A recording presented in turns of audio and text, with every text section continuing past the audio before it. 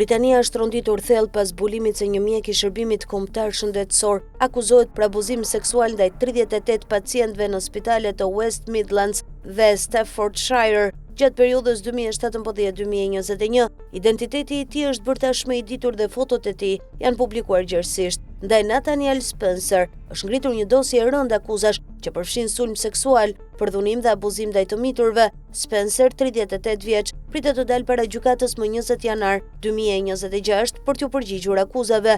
Nathaniel Spencer është me origjinë nga Quinton i Birminghamit. Ai u diplomua në Medical University of Warszawa dhe mori lejen e plotë për ushtrimin e profesionit në Mbretërinë e Bashkuar në vitin 2019. Spencer është i martuar me një dizajnere grafike polake, ndërsa çifti që ka 2 fëmijë ishte rregullisht kishën Kosiol Zoe, duke marrë pjesë në shërbesa dhe ceremoni, përfshirë pagëzimin e vajzës së tyre më të vogël. Jeta e tij familjare, që shfaqej e qetë dhe e rregullt, si dhe angazhimi fetar, bie në kontrast të fortë me akuzat e rënda që po përballet, duke shkaktuar troditje në komunitet. Spencer përballet me gjithsej 45 akuza, mes tyre 15 akuza për sulm seksual, 17 akuza për përdhunim, 9 akuza për abuzim seksual ndaj një fëmije nën 13 vjeç, 3 akuza për përdhunim ndaj fëmijëve nën 13 vjeç, një akuzë për tentativë përdhunimi. Akuzat burojnë nga një hetim i gjatë policor i zhvilluar në spitalet Royal Stoke University dhe Russell's Hall, ku Spencer kishte punuar. Rastet lidhen me pacient që ai kishte trajtuar midis viteve 2017 dhe 2021.